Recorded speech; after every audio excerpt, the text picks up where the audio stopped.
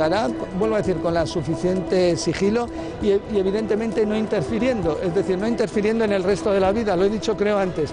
No sé si la palabra adecuada es no queremos espectáculo, queremos, ya que es un día para la democracia, queremos que sigan siendo días de seriedad.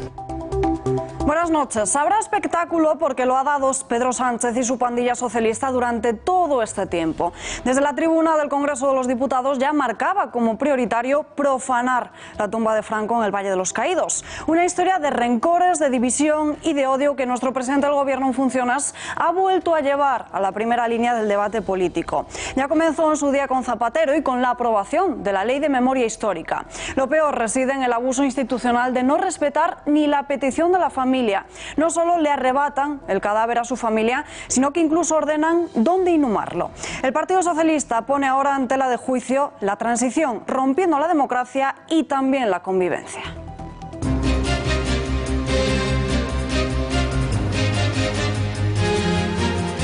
Íñigo Errejón, candidato a las elecciones del 10 de noviembre. Durante estos últimos días se ha hablado de esta posibilidad y hoy se ha confirmado. El que fuese número 2 de Podemos así lo ha formalizado tras asistir a una asamblea organizada por las bases de Más Madrid, la formación que dirige en la sede de UGT de la capital. Aparecen unos artefactos en las sedes de Òmnium, ANC, Esquerra y Podemos en Cataluña. Los agentes de los TEDx han acudido hasta allí para analizar los paquetes, unos bidones de color amarillo. Sin embargo, eran simulados. Falsa alarma. Se produce 2 días después de la detención de los 9 radicales CDR, a los que Quim Torra continúa defendiendo. Bueno, pues yo lo que recordaría al presidente Torra que España es un Estado de Derecho, donde hay división de poderes y esta operación, vuelvo a decir, ha sido acordada por un juez en el marco de una competencia, es decir, el Poder Judicial. Un padre de 16 años tira a su bebé al río después de intentar enterrarle en la zona. Los Mossos d'Esquadra buscan desde esta madrugada al pequeño desaparecido en el río Besós, en el barrio Sant Adrià de Barcelona. El joven ya ha pasado a disposición de la Fiscalía de Menores. El dispositivo se inicia a las 18:50 con la llegada de una llamada por el 112 en la que nos indica que un testigo dice que ha visto una persona que podría llevar un bebé y que parecería que ha entrado en el río y que después ha salido sin él. Xi Jinping inaugura el aeropuerto más grande del mundo en Beijing. El propósito pasa por descongestionar el aeropuerto internacional de Pekín capital, que ya en 2018 registró en todo el año 100 millones de pasajeros. Superficie de 100 kilómetros, con 5 plantas, diseño futurista. Este aeropuerto es uno de los grandes logros de China. Los demócratas de Estados Unidos ponen en marcha un juicio político contra el presidente Donald Trump, decisión que viene motivada por una llamada del neoyorquino al presidente de Ucrania para investigar a uno de sus rivales políticos. Se trata de un proceso político, no judicial, del Parlamento norteamericano para destituir al presidente. Supone una grave quiebra de la división de poderes. Está limitado a delitos tan graves como el de traición o corrupción.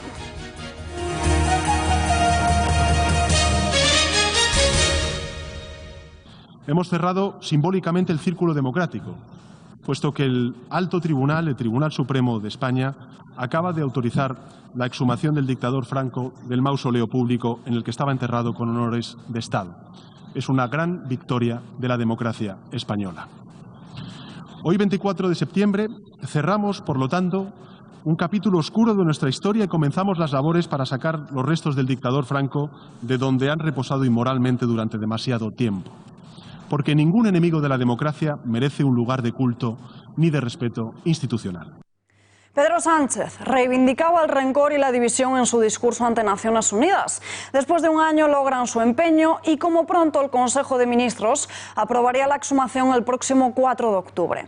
En el Ejecutivo aseguran que la salida de Franco del Valle se produciría con mucho cuidado y sin espectáculo alguno. Todo ello a pesar de que parecen usarlo como herramienta de campaña electoral. Este gobierno actualmente en funciones, como cuando no lo estaba, lo único que hace es trabajar, seguir trabajando y cumplir las resoluciones judiciales, unas, otras, todas ellas. Y seguir, vuelvo a decir, se hará, vuelvo a decir, con la suficiente sigilo y evidentemente no interfiriendo, es decir, no interfiriendo en el resto de la vida, lo he dicho creo antes. No sé si la palabra adecuada es no queremos espectáculo, Queremos, ya que es un día para la democracia, queremos que sigan siendo días de seriedad, días para la democracia. No vamos a hacer, desde luego nosotros no seremos. Nosotros lo único que cumplimos es un compromiso del Parlamento español que dijo que se debía de proceder para preservar la memoria, la dignidad de las víctimas, a exhumar del Valle de los Caídos el cadáver del dictador. La exhumación de Franco tendría un coste de 50.000 euros. Ya en enero trascendió que Patrimonio Nacional tenía previsto un presupuesto de 3.000 euros para el proceso, pero hay que sumar otros gastos y entre ellos está el de la inhumación. El líder del PP, Pablo Casado, no ha criticado esta retirada de los restos de Franco, pero sí que asegura que él no se gastaría ni un solo euro en ello. Si dependiera de usted, Franco seguiría en el Valle de los Caídos, ¿no? Bueno, yo es un tema que ya he dicho muchas veces que creo que tenemos que mirar al futuro y que, sinceramente, yo tengo 2 niños pequeños y me gustaría estar hablando de la España de mis hijos y mis nietos y no de la España de mis abuelos, sobre todo porque creo que el pacto de la transición fue ejemplar. Aquí no hay nada que reescribir. Creo que la Constitución restañó estas heridas. Es que yo no gastaría un euro ni en enterrarlo ni en desenterrarlo, porque creo que hay que mirar al futuro. El Partido Popular está a favor de las resoluciones del Tribunal Supremo, de todas. Y entonces, a nivel de comentar una sentencia del Supremo, máximo respeto. Pero yo quiero saber si el Partido Popular de hoy se opone a la exhumación de los restos de Franco. Porque el Partido Popular de hace 2 años en el Congreso no se opuso. Bueno, y mucho menos cuando hay una sentencia del Supremo. Luego usted está a favor de que se exhumen los restos. Yo respeto la sentencia del Supremo. O sea, que no ve mal que el Gobierno se ponga a la tarea de cumplir el mandato parlamentario, el decreto ley, con el aval del Tribunal Supremo. Sobre todo cuando hay elecciones generales. Vox ha criticado lo que ha denominado como la profanación de la tumba de Franco después de la decisión del Tribunal Supremo de hacer caso al Ejecutivo. La portavoz del partido en la Asamblea de Madrid asegura que Pedro Sánchez vuelve a traer el odio al presente de los españoles. No solo critica a Sánchez, también vierte sus reproches a Partido Popular y a Ciudadanos, a los que acusa de ponerse detrás de las filas socialistas. Lo que vamos a preguntar al Partido Popular y a Ciudadanos, que por cierto se han arrodillado ante las tesis de Sánchez. Yo no he escuchado al Partido Popular hablar sobre lo que ha hecho ayer el señor Sánchez, que básicamente ha sido abrir otra vez el rencor entre los españoles, romper con un ejercicio que se había hecho de perdón y de conciliación entre los españoles. El señor Sánchez saca el rencor, saca el odio, lo vuelve a exponer a todos los españoles y el Partido Popular calla y Ciudadanos otorga. Los dos se arrodillan ante la política y ante la dictadura del señor Sánchez, que quiere que todos los españoles tengamos solo una visión y una interpretación de la historia. Quita la libertad a una parte de España de pensar lo que quieran. Primero el país, primero España, luego las siglas. De esta forma, Íñigo Errejón se presenta de forma oficial a las elecciones del próximo 10 de noviembre. Después de asistir a una asamblea organizada por las bases de Más Madrid en la sede de UGT, ha oficializado su candidatura, asegurando que lo hace para combatir la abstención y algo que él califica como un ejercicio de responsabilidad tras el fracaso de los políticos que no supieron llegar a un punto en común y pactar. Ha demandado que las listas estén en su mayoría compuestas por mujeres en puestos relevantes. La convocatoria va con el lema hacia las generales. Aunque no sea la decisión más fácil, aunque no sea la decisión más sencilla, os agradezco profundamente la confianza y estoy dispuesto a encabezar una candidatura que garantice un gobierno progresista con todos y todas en las próximas elecciones del 10 de noviembre. Hay que votar diferente para asegurar que hay un gobierno progresista a la altura de la voluntad de la inmensa mayoría de las españolas y de los españoles. Nos presentamos con responsabilidad. Primero el país, primero España y después las siglas. Me importa más quién paga los platos que quién los ha roto. Lo que sí podemos elegir es una decisión de compromiso patriótico con nuestro país. Que estas elecciones no se conviertan en las elecciones del reproche, en las elecciones de la culpa y en las elecciones del enfrentamiento. Sobre cómo será el proyecto económico de Íñigo Errejón escribe hoy el periodista de lainformación.com, Fernando Valls. Fernando, muy buenas noches. Hola, buenas noches. ¿Quién es el gurú económico del que fuese número 2 de Podemos? Bueno, pues el gurú económico, la persona que se va a encargar de elaborar el ideario económico del nuevo proyecto nacional de Errejón se llama Eduardo Gutiérrez. es un diputado de la Asamblea de Madrid y es la persona que le va a asesorar en todo lo relacionado con la economía, como os digo. Es una persona conocida porque fue él quien redactó y quien ideó, digamos, la querella que ha interpuesto el partido de Errejón contra Isabel Díaz Ayuso por el caso Aval Madrid. Es decir, es una persona conocida, es una persona también que durante esta legislatura va a dar mucho que hablar porque va a ser el azote, digamos, del consejero de Hacienda de la Comunidad de Madrid, Javier Fernández Lasqueti. ¿En qué se parecen las medidas de Errejón a las del Partido Socialista? Bueno, son muy parecidas. Esencialmente lo que va a plantear el partido de Errejón es una subida de impuestos a las rentas más altas y a las empresas para incrementar los servicios sociales, sanidad, educación, etcétera. Es una reforma fiscal que plantean muy en la sintonía de las 370 medidas que presentó a principios de este mes Pedro Sánchez. ¿Apostaría Más Madrid por la subida de impuestos para combatir el gasto social? Efectivamente, la justicia social es lo que ellos llaman que va a ser su línea fuerte en el programa económico, una subida de impuestos sobre todo a las rentas altas y a las empresas para pagar esos servicios sociales que según ellos necesitan una fuerte inversión. Es decir, una reforma fiscal muy en la sintonía de la que vamos a escuchar al PSOE hablar en esta campaña. Llevaron la tasa verde al uso del plástico, tasa al juego y tasa turística en la campaña electoral a la Comunidad de Madrid. ¿Será uno de los caballos de batalla para estas generales? Sí, ellos lo que plantean son estas tasas a nivel autonómico, las que han planteado Más Madrid, pero a nivel nacional, pues bueno, ya están pensando en otro tipo de tasas y aquí pues las fuentes citan las tasas, pues las conocidas que también lleva el PSOE en su programa, son subir el impuesto de sociedades, el impuesto a las grandes fortunas y habrá que ver si finalmente Errejón incorpora el polémico impuesto a la banca en su ideario económico. ¿Va a elaborar Errejón un programa electoral al uso o va a acordar una serie de líneas de actuación?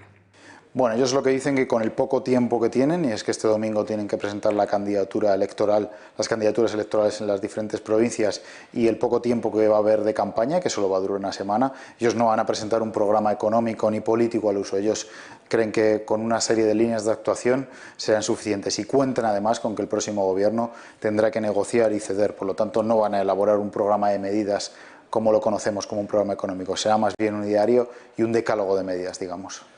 Fernando Valls, gracias y muy buenas noches. Gracias a vosotros y buenas noches. Quim Torra ha vuelto a hacerlo, vuelve a desafiar a la justicia catalana y no retira la pancarta con el lazo amarillo de la Generalitat. El dirigente autonómico tenía hasta hoy a las 6 de la tarde para hacerlo, después de que se le notificase personalmente la orden judicial para retirar esa pancarta. Podría enfrentarse a un nuevo delito de desobediencia, misma causa por el que será juzgado en apenas un mes y medio, pero con un agravante, la reincidencia. Este mediodía la Generalitat había recurrido in extremis esta orden del Tribunal Superior de Justicia de Cataluña y se ha solicitado revocar la orden al tiempo que se ha pedido que no se ponga ningún tipo de medida cautelar como era la de retirar la pancarta y seguir con esa propaganda. El máximo dirigente del gobierno autonómico se sentará en el banquillo de este tribunal el próximo 18 de noviembre por este mismo motivo. Falsa alarma por unos artefactos simulados en Òmnium Cultural, ANC, Esquerra y Podemos en Cataluña. Las calles de enfrente de estas sedes han sido cortadas y los agentes especializados de los TEDx se han trasladado hasta la zona para analizar los paquetes. Los bidones encontrados han sido artefactos simulados y sin carga explosiva, garrafas de color amarillento y con una pegatina en la que se podía leer "La República no existe". Los Mossos han abierto una investigación para averiguar quién ha sido el responsable de esta acción destinada a generar alarma. Fernando Grande Marlaska ha enviado un mensaje a Quim Torra tras presidir en Logroño el acto central con el que se ha celebrado el Día de la Policía Nacional. Recordemos que ayer el separatista envió una carta al gobierno en la que reclamaba explicaciones sobre las detenciones de los miembros de los CDR y consideraba que se trataba de construir un relato de violencia en Cataluña antes de la sentencia del Supremo sobre el 1 de octubre. El ministro ha querido recordarle que en España hay división de poderes. Bueno, pues yo lo que recordaría al presidente Torra que España es un Estado de Derecho donde hay división de poderes y esta operación, vuelvo a decir, ha sido acordada por un juez en el marco de una competencia, es decir, el Poder Judicial. El Ejecutivo, evidentemente, en este asunto respeta esa, como no podía ser, pero hay que decir obviedades últimamente, esa división de poderes y esto ha sido una manifestación más de la división de poderes de una actuación dirigida por el Poder Judicial. Abrimos ya nuestra sección de tribunales con el director de Confilegal, con Carlos Berbel. Carlos, muy buenas noches. Hola, Alba, buenas noches. Bueno, noticia polémica en el diario ABC que titula Pumpido maniobra en el Tribunal Constitucional para que se pueda anular en el futuro la sentencia del 1 de octubre. ¿Es esto cierto? Y entonces sale el Constitucional y sale con esta nota de prensa diciendo que por favor que se respeten la independencia de los magistrados. Es la primera vez que esto ocurre. Con lo cual, yo no voy a entrar en lo que dice esto el ABC ni nada por el estilo. Solamente yo estaba hablando con fuentes del Tribunal Constitucional y me decían que evidentemente que esto es completamente atípico. Que primeramente no hay ningún... ese es un borrador, que hay varias soluciones, que eso se tiene que discutir en el Pleno y me han recordado cosas, por ejemplo, en cuanto a Conde Pumpido, que yo los había olvidado, sí, evidentemente. Pumpido fue, digo, para no poner en tela de juicio su fidelidad al Estado y al país y a España. Fue el hombre que impuso aquellas multas, ¿te acuerdas?, en la sindicatura el 1 de octubre. Acuérdate, los miembros de la Junta Electoral Central Separatista que había entonces, fue el que les impuso las multas enormes que les obligó a todos ellos a renunciar, so pena de verse arruinados completamente, o que ha sido también el magistrado que hace poco tiempo, con la reforma de la Ley de Protección de Datos y Garantías Constitucionales, anuló también un artículo de la Ley Electoral Central que permitía que los partidos políticos perfilaran. Es decir, me han contado muchas cosas, 45 años trabajando para el Estado, 10 años siendo fiscal general del Estado, para ahora entrar a hablar de algo que todavía no está hecho. Y me han sugerido también que quizá de fondo está también la renovación de la presidencia del Tribunal Constitucional. Juanjo Martínez González Rivas es el actual presidente y tendrá que dejar la presidencia posiblemente en noviembre próximo. Entonces, quizá también de lo que hay de fondo es una batalla por la sucesión. Hay 5 posibles candidatos. Y bueno, de esta forma, de alguna forma, pues se teme también, o se considera a Conde Pumpido como muy poderoso, muy influyente, y ponen esto sobre la mesa. Insisto, yo no voy a entrar a decir a verificar, a decir si es verdad o no es verdad lo que dice el ABC, porque todavía no hay ninguna sentencia en este sentido. Por lo tanto, es como si tú ahora mismo, cuando estás preparando el informativo, pues te empiezan a publicar cosas diciendo que vas a decir esto, que vas a decir lo otro. Te está influyendo, evidentemente. Bueno, pues eso es lo que está pasando con Conde Pumpido. Es decir, que esta noticia puede deberse a presiones para esa carrera hacia esa presidencia. A mí me han sugerido que quizá de fondo hay eso. Está en la renovación. En noviembre próximo tienen que renovar 4 magistrados, se van el presidente, Juan José González Rivas, y se va la vicepresidenta, que es Encarnación Roca, más 2 magistrados más. Entonces, tienen que elegir, el Parlamento tiene que elegir otros 4, pero si es verdad que tanto González Rivas como Encarnación Roca tendrán que dejar la presidencia y la vicepresidencia. Por lo tanto, el ser humano es como es. Hablamos ahora de los 9 radicales de los CDR detenidos en Cataluña, porque hay algo que ha llamado bastante la atención. ¿Por qué Interior no les ha aplicado la ley antiterrorista? Pues mira, dice Guillermo de Ockham que de todas las explicaciones posibles, la más simple es siempre la más probable. Pues posiblemente porque no ha sido necesario. En una aplicación de la ley antiterrorista son 5 días de aislamiento sin tener acceso a ningún abogado ni nada por el estilo, y luego después puesta a disposición judicial. Bien, estaban tan claras las pruebas que aplicarles la antiterrorista pues quizá se excedía. Por lo tanto, lo que han hecho han sido detenerlos y puestos a disposición judicial.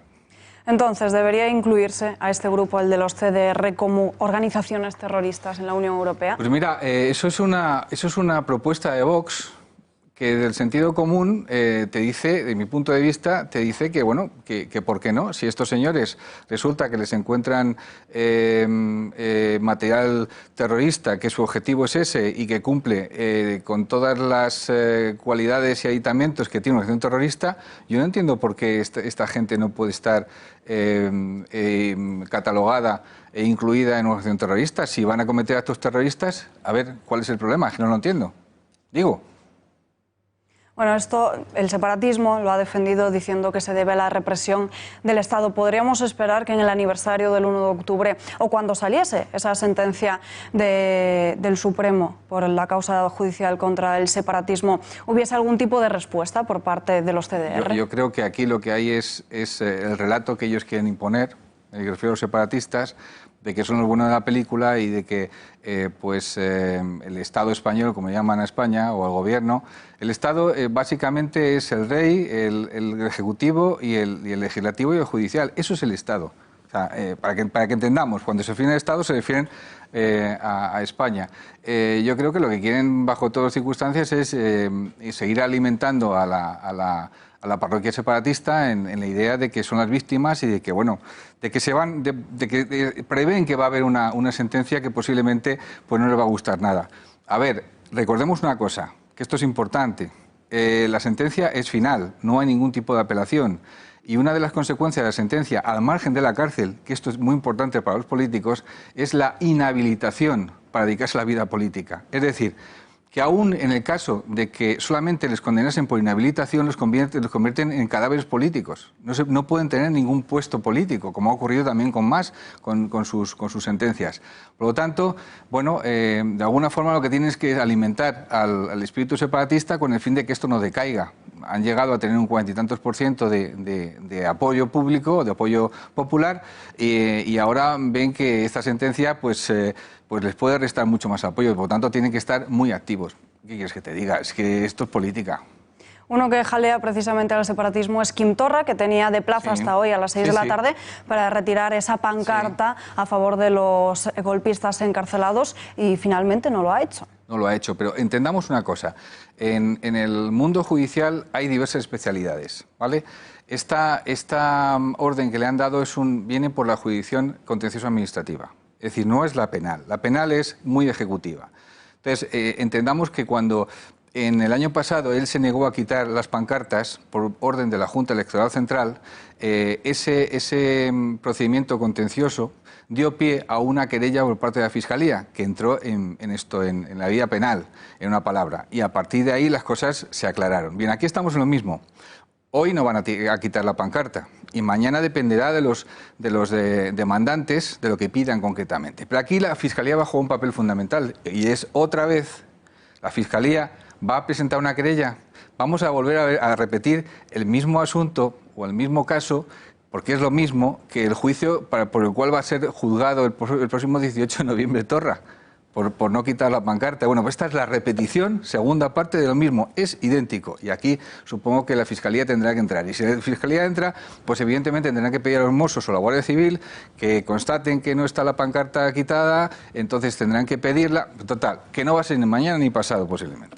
Pero de cara a ese juicio del 18 de noviembre, ¿cómo influye la reincidencia? A ver, en ese todavía no hay reincidencia, puesto que no ha habido... Sería cuando se haga este juicio el 18 de noviembre, le condenen, supuestamente, la reincidencia será cuando se celebre este otro juicio segundo. Cuidado, estamos hablando de una pena que es de desobediencia, que va, si mal no recuerdo, me lo decían hace un momento, de los 3 a los 6 meses de multa y luego inhabilitación de 6 meses a 1 año. Estamos hablando de lo mismo de antes, que lo fundamental en todo esto es la inhabilitación. Tú a un político le inhabilitas y le matas, porque le sacas del circuito, ya no puede ejercer ningún cargo público. Bueno, pues Torra está utilizando pues esa vía y se está ganando posiblemente que le inhabiliten por esto. Es decir, es previsible. Es previsible, pero vamos a ver, en el juicio del 18 de noviembre va a ser en primera instancia. Eso no es final. Tendrá que haber una segunda instancia. Y posiblemente la firmeza llegará... A ver, estamos en la vía judicial. En la vía judicial todo se dilata, evidentemente. Pero bueno, esto no es como los carnets por puntos. Alba, quiero decir, la presunción de inocencia es como los carnets por puntos. Quiero decir, tú puedes tener tu presunción de inocencia, pero te condenan en primera instancia, pierdes puntos. Si te condenan en segunda instancia, pierdes más puntos. Y si te condenan en tercera instancia, en casación, pues mira, ya te quitan el carnet. Por lo tanto, este ejemplo de carnet por puntos, en cuanto a la presunción de inocencia, tiene mucho que ver con la percepción que la gente, que los ciudadanos en la calle, tienen de cómo funciona esto. O sea, no es lo mismo, tú no tienes la misma presunción de inocencia si no te han juzgado que si te han juzgado en segunda instancia, en la audiencia provincial, por ejemplo, en apelación, y también te han condenado. Cuando llegas al Tribunal Supremo y dices, vamos a ver, se da mucha presunción de inocencia, pero te han condenado ya en primera y en segunda instancia. A ver qué dice el Supremo. Vamos, tu carnet por puntos, has perdido puntos. Desde luego, dejamos ya Cataluña y hablamos de una noticia que publicáis hoy en Confilegal, filtraciones en Lugo. Pues mira, sí, te voy a contar, es que el pasado entre el viernes y el lunes recibí en la oficina dos sobrecitos que venían de Santiago de Compostela y venían con 2 pendrives. Entonces los abrí, estuvimos viéndolo. Eran 3 grabaciones, 2 horas y cuarto más o menos, de unas conversaciones que supuestamente no, pero luego después he hablado con los dos que estuvieron manteniendo esas conversaciones, que eran Miguel García Gesto y Miguel Cabana. El primero es un empresario que está investigado en el caso Pokémon allí en Lugo por la magistrada Pilar de Lara, y el segundo es el delegado de La Voz de Galicia en Lugo. Y en estas conversaciones le cuenta, yo he hablado con los dos y los dos les he grabado. Te estoy grabando y quiero saber si es verdad, si es tu voz y demás. Miguel Gesto, el empresario, me ha dicho que sí, que es él y que mantuvo esas conversaciones, y el otro me dice que bueno, que se acoja a su derecho profesional, su derecho profesional. Bien, lo que están contando, lo que cuenta en esas conversaciones es que se producían filtraciones a los medios de comunicación, y de la forma con que se producían esas filtraciones. Y esto es muy serio y es muy grave, porque cuando está decretado un secreto de sumario, nadie puede tener acceso salvo el juez, el fiscal, el secretario judicial y el funcionario que lleva esa historia, nadie más. Es decir, que esas 4 personas serían las encargadas de realizar esas filtraciones. Una de ellas. Una de ellas. Pero yo les invito a nuestros espectadores a que entren en Confilegal y lean justamente el artículo, porque dice concretamente quién pudo haberlo filtrado. Pues que lo lean nuestros espectadores. Carlos Belbel, gracias por estar aquí con nosotros. Muy buenas noches.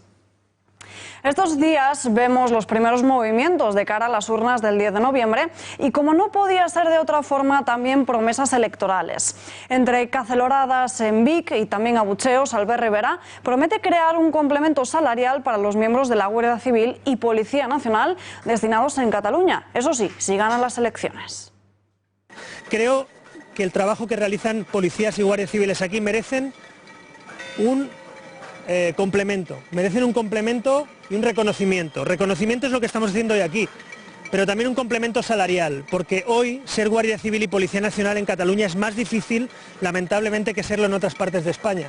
Y por eso vamos a proponer que la Guardia Civil y la Policía Nacional tengan un complemento salarial a aquellos que trabajen o estén destinados en Cataluña. Porque no se van a ir de aquí, van a seguir siendo parte de Cataluña, porque la Guardia Civil y la Policía Nacional son parte de Cataluña y gracias a ellos hay más seguridad y más libertad en Cataluña. Pero uno de los grandes olvidados son los funcionarios de prisiones. El CESIF, sindicato mayoritario en la Mesa de Instituciones Penitenciarias, reclama a los partidos políticos un acuerdo que permita reconocer al personal penitenciario como agente de autoridad, una vez que se concluyan las próximas Cortes Generales. Hablamos de todo ello con Jorge Vilas, responsable de prisiones de CESIF. Señor Vilas, muy buenas noches. Hola, buenas noches. ¿Siguen las agresiones a funcionarios de prisiones? ¿Sienten que la situación ya ha llegado a un punto muerto en la que nadie habla de estos sucesos? Pues desgraciadamente sí siguen las agresiones a funcionarios de prisiones. Por desgracia, una media de una agresión grave o muy grave diaria se producen en las cárceles españolas. Han pedido que se modifiquen aspectos de protocolo específicos frente a agresiones. ¿Qué reclaman exactamente? Así es, existe un protocolo de protección contra las agresiones en el ámbito penitenciario firmado por este sindicato, cuyo objetivo era intentar minimizar las posibles agresiones. Este protocolo nunca se llegó a desarrollar ni por el anterior gobierno del Partido Popular ni por este del Partido Socialista del ministro Marlaska. Sabemos que existe el código deontológico, pero no se respeta. No hay agresiones físicas, pero parece que sí verbales.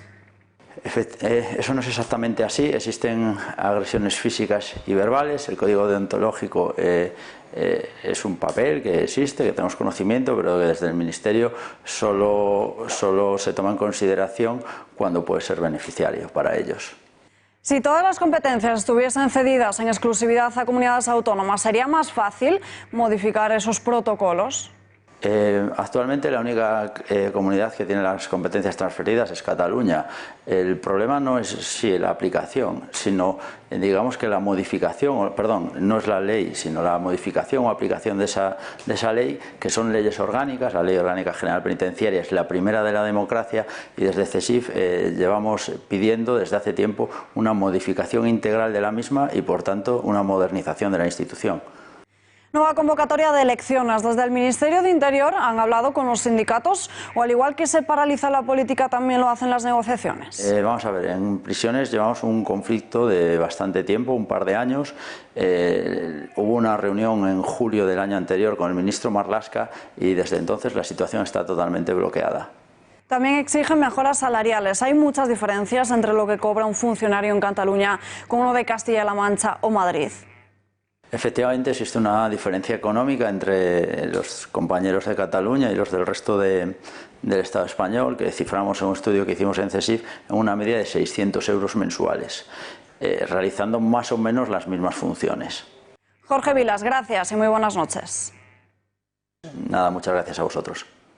Continúan las obras de construcción en el corazón financiero de Madrid. La quinta torre del Paseo de la Castellana ya ha sentado sus bases. Diseñada en forma de T invertida, la construcción albergará una enorme zona comercial con zonas verdes que acompañará al nuevo campus del Instituto de Empresa y a una clínica de medicina deportiva. No se va a inaugurar hasta el 2020. Las 35 plantas, eso sí, estarán levantadas antes del final del verano. Sus inquilinos, como decimos, serán el IE, una de las universidades más prestigiosas del país, el grupo Quirón Salud, que se va a volcar en esa instalación con los deportistas. Los Mossos de Escuadra buscan a un bebé arrojado por su padre al río en Sant Andrea, en Barcelona. Se lo contamos en unos minutos porque hablamos ahora de economía y lo hacemos para ello. Tenemos aquí con nosotros al periodista y director de Pulso Económico, Xavier Cajo. Xavier, muy buenas noches. Buenas noches, Alma. Bueno, noticias de la balanza comercial española que permite hacer una radiografía de cómo van las cosas. Eso es, noticias recientes del mes de julio de este año, 2019, y vienen a demostrar algo que ya venimos contando, la importancia del sector de la automoción, el automóvil como elemento que corrige esa tendencia española a que las importaciones manden sobre las exportaciones. El balance neto del sector del automóvil, que de largo es el que más aporta a esa balanza comercial en lo positivo hacia España, pues es de una aportación de 1.000 millones en el mes de julio, a pesar de que van un poco mal las cosas. Ahí lo ven, es el rango de las tres columnas de la izquierda. Ahí ven lo que importamos, la primera columna, lo que exportamos y el saldo neto, 1.003 millones concretamente en el mes de julio. Esta es la gran importancia que tiene el automóvil para que nuestra balanza comercial nos salga muy disminuida, muy perjudicada. En segundo lugar, pues ahí lo ven, alimentación, que también tiene un aporte, es el segundo rango, de 978 millones positivos en el mes de julio, y también aporta en positivo el sector de semimanufacturados, 329 millones. El resto sigue siendo mayor, lo que nos gastamos importando, de lo que exportamos, desgraciadamente, lo que conduce pues a unos saldos negativos, a final de cuentas, de 2.000, casi 500 millones en un solo mes. Y eso es lo que tenemos que corregir y, bueno, yo me temo que esto empeorará en los próximos meses porque la automoción, la venta de coches está muy castigada, porque exportamos coches diésel y eso pues está en estos momentos muy castigado en nuestros principales mercados, que son los europeos. Pero hay que recordar a la hora de hacer incursiones políticas en ese sector que este es uno de los grandes aportes para nivelar nuestra balanza comercial y que desde luego hay que tratarlo con todo mimo porque bueno, pues hay grandes actividades y grandes negocios y tal, pero que en realidad luego a la hora de restar con las importaciones el saldo es negativo y perjudicial para el conjunto de la economía española. Y bueno, Xavier, se lo adelantamos ya a nuestros espectadores este fin de semana, más se perdió en Cuba, con un tema que seguro que interesa a muchos. Sí. Cuéntanos un poco de qué invitados, qué temas vais a tratar. Bueno, vamos a traer expertos para que ustedes conozcan, tengan una orden de gobierno, un DAFO, que se suele decir ahora, de cómo van las pensiones, qué significan para las cuentas públicas, qué significan para los pensionistas, qué significan para el conjunto de la sociedad española, qué soluciones tienen para que sean sostenibles y cómo pues estamos llegando a un momento de gasto, más de 9.600, se paga millones de euros, se pagan cada mes en pensiones. Y ese número de pensionistas que va aumentando porque se empiezan a jubilar las primeras oleadas del baby boom. Y claro, esto llega a una reposición muy preocupante. Para pagar a un pensionista de los nuevos que se jubilarán a finales de este mes, necesitamos 2,4 nuevos cotizantes. Claro, eso es muy difícil de equilibrar. Necesitaríamos estar creando empleo, que no es el caso, de una manera descomunal.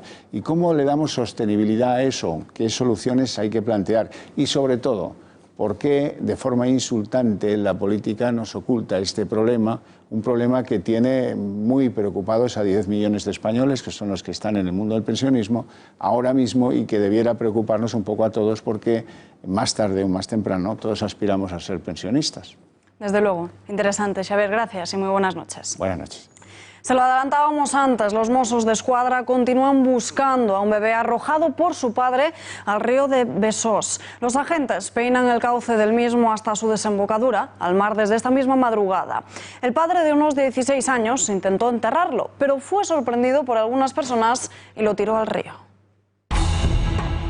Con una llamada al 112 saltaban todas las alarmas. El dispositivo se inicia a las 18:50 con la llegada de una llamada por el 112 en la que nos indica que un testigo dice que ha visto una persona que podría llevar un bebé y que parecería que ha entrado en el río y que después ha salido sin él. Comenzaba la búsqueda exhaustiva de un bebé arrojado en el río Besós. Las autoridades han desplegado todos los medios posibles. Con subsuelo, con la unidad de acuática, reforzamos todo el servicio para iniciar y intentar encontrar a este bebé. Aunque el acceso a la zona es complicado, así peinaban centímetro a centímetro todo el caudal del río, pese a que el cañaveral dificultaba la búsqueda. En principio ayer el agua del río bajaba tenía una profundidad aproximadamente de 1,40 m en algunas de las zonas que estaban buscando los compañeros de acuática. Por el momento, los Mossos de Escuadra han detenido a un menor de 16 años. Es el padre del bebé, el que lo arrojó presuntamente en la desembocadura del río en el término municipal de Sant Adrià, y ya ha pasado a disposición de la Fiscalía de Menores. Habría intentado, presuntamente, enterrar a su hijo en el cauce cuando fue sorprendido y entonces se deshizo del cuerpo.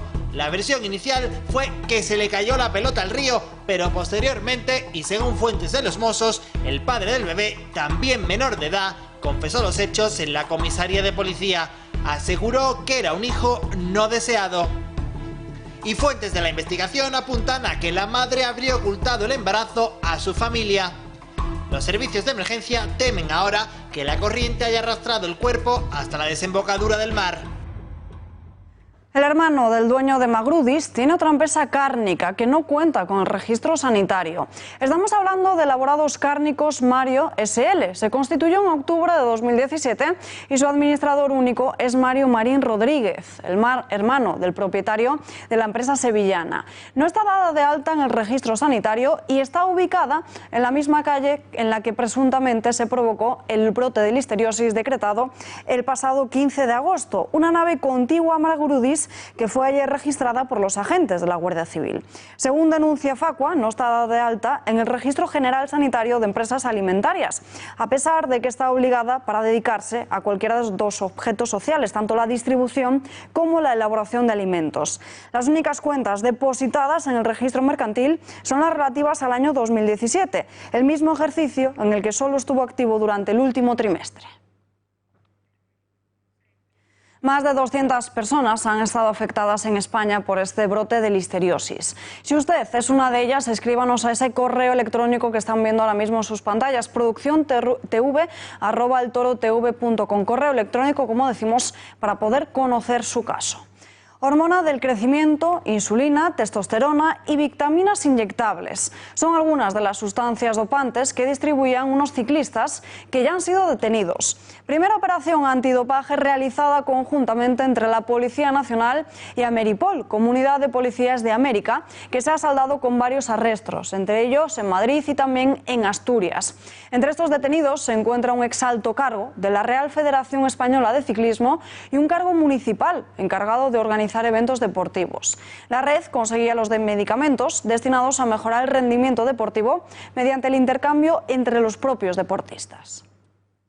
Bueno, a medida que avanza la investigación, los agentes lo que constatan es que tenían dos vías, por una parte, para abastecerse de estas sustancias dopantes, una vía nacional, que era el intercambio entre los propios deportistas, y también una farmacia ubicada en un municipio asturiano, y luego también tendrían una vía internacional trayendo esas sustancias ilegales de los países de procedencia de los que eran los investigados. Sí, hay 6 ciclistas de un club ovetense y luego también hay 5 personas más vinculadas al mundo del deporte, entre los que se encuentra un ex directivo de la Federación Española de Ciclismo y otra persona vinculada a la organización de eventos deportivos. Prisión para 2 de los 3 detenidos por secuestrar y violar a una mujer en Bilbao. La jueza ha dejado en libertad con cargos a un tercer investigado. Los investigados fueron detenidos el pasado domingo por los presuntos delitos de detención ilegal y agresión sexual. Al parecer, y según la denuncia de la víctima, los hechos ocurrieron el pasado viernes 20 de septiembre en un piso del barrio de Achuri. La mujer de 25 años acudió a una fiesta privada y durante el transcurso de la misma, estos detenidos le habrían ofrecido una bebida que tendría alguna sustancia extraña porque al rato de consumirla comenzó a marearse. Logró ponerse en contacto con su familia a través del teléfono móvil de uno de los captores y la rescataron, llevándola al hospital de Basurto. Sanidad alerta por el riesgo de consumir unas barritas energéticas procedentes de Alemania. Como suele ser habitual en este tipo de avisos, hay trazas de anacardos no declaradas en el etiquetado. El consumo de este producto no comporta ningún riesgo para los consumidores que no tengan alergia o intolerancia a los anacardos. Se recomienda a los que sean intolerantes y tengan este producto en sus hogares se abstengan de consumirlo. Del producto se sabe que ha sido fabricado en Alemania, aunque por el momento se desconoce la distribución a nivel nacional. Sanidad informa de la retirada de varios lotes de lentillas de una conocida marca. Se trata de las lentes para el astigmatismo de un solo uso. Corrigen la óptica de errores refractivos, miopía e hipermetropía. La orden de retirada se debe a la presencia de un cuerpo extraño, pequeñas partículas que podrían producir enrojecimiento, incomodidad o abrasión de la córnea en las lentes de contacto o en la solución del blister de las lentillas. Se aconseja a los pacientes no usarlas, contactar con la óptica donde las compraron y para devolverlas y así poder reemplazarlas y acudir al médico en el caso de que presenten molestias.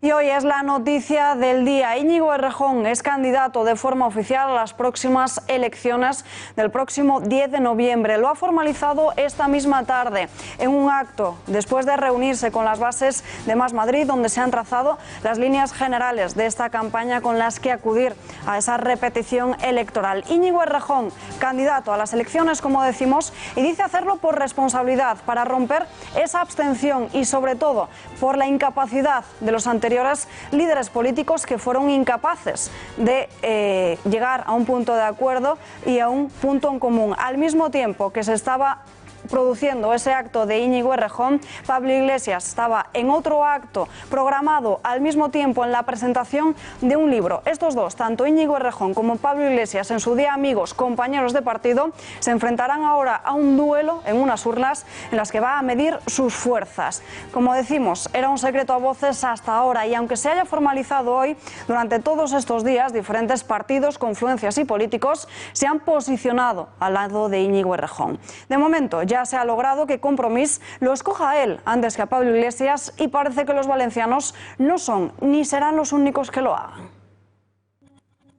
Se acerca la hora de la verdad de Íñigo Errejón pone contra las cuerdas al sector de la izquierda del país. ¿El motivo?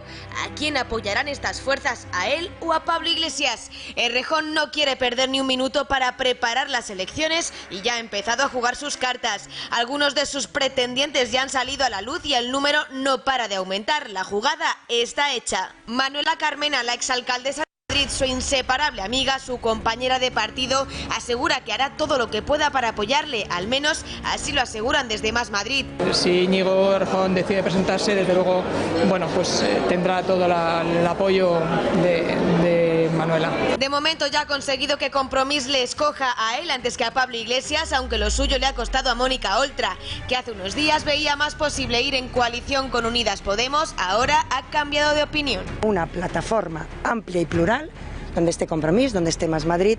Joan Baldoví, uno de los mayores apoyos de Íñigo Errejón, lo ha dicho claro desde el principio. Escogemos esta posibilidad de establecer un espacio de colaboración con la lista de Más Madrid, con el partido de Errejón. Pero los encantos del madrileño no solo han conquistado la zona del Levante, también el sur. Teresa Rodríguez, la líder de Podemos en Andalucía, le ha pedido a Pablo Iglesias que la marca del partido en su comunidad sea Adelante Andalucía.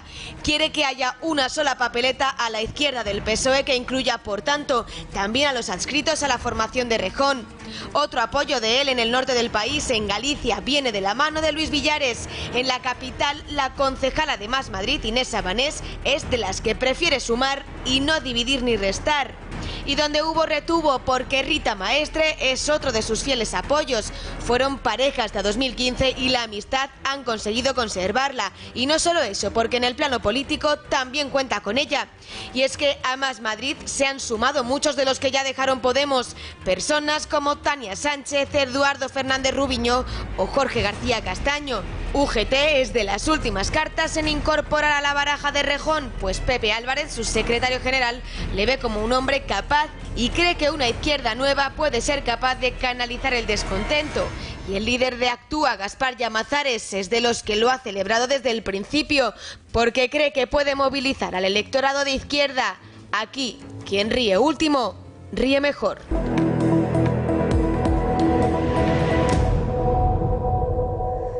Es la cuarta vez que sucede en Estados Unidos. La presidenta de la Cámara Baja ha anunciado un juicio político contra Donald Trump. Se inicia este proceso por unas supuestas extorsiones al presidente ucraniano Zelensky. Ha activado ahora el botón del proceso de destitución de Trump. Ni Andrew Johnson en el siglo XIX, ni Richard Nixon, que prefirió dimitir antes, ni tan siquiera Bill Clinton, que logró terminar su mandato. Ninguno de los tres presidentes estadounidenses que fueron sometidos al impeachment cayeron por este motivo. Pero, ¿en qué consiste este procedimiento? Es algo equivalente a lo que aquí conocemos como moción de censura, pero mucho más largo, porque no se trata de una única votación en el Congreso, sino que requiere de votaciones en las dos cámaras, tanto en la de representantes como en el Senado. En el caso de Trump se ha hablado de impeachment casi desde el día después de que ganara las elecciones, casi sin haber llegado a tomar posesión de su cargo. Y comenzó cuando la izquierda americana decidió ponerse a rebuscar cualquier prueba que pudiera llevarles al inicio de ese juicio y acabar con su mandato. Pero, ¿podrán conseguirlo? Porque lo que sí que está claro es que han esperado casi 3 años en iniciar esta supuesta causa, que tiene que ver con una llamada que realizó Donald Trump al nuevo presidente de Ucrania.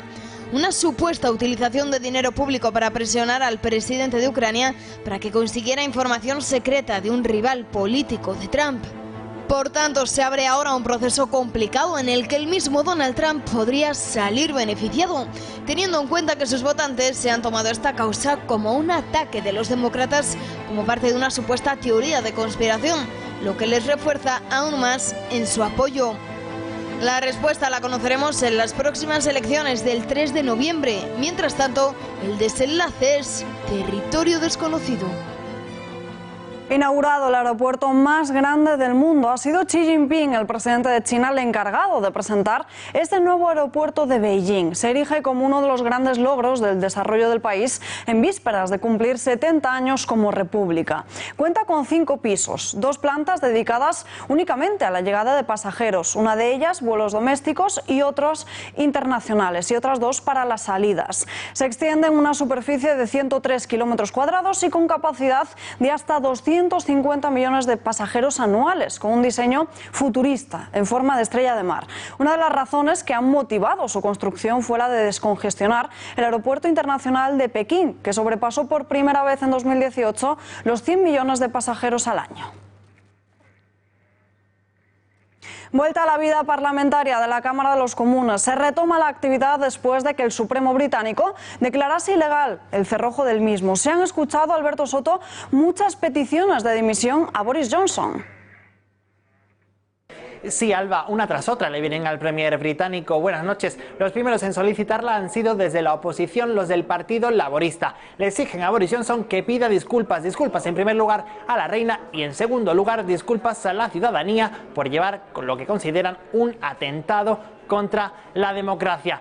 También lo ratificaban ayer los 11 magistrados del Tribunal Superior de Justicia de Reino Unido. La suspensión que llevó a cabo Boris Johnson el pasado mes de agosto del Parlamento británico es nula, ilegal. Y John Bercow, el presidente de la Cámara, decía también que se retomarían las sesiones cuanto antes, y así ha sido. Esta misma mañana, a las 11:30, ha vuelto la actividad a la Cámara de los Comunes.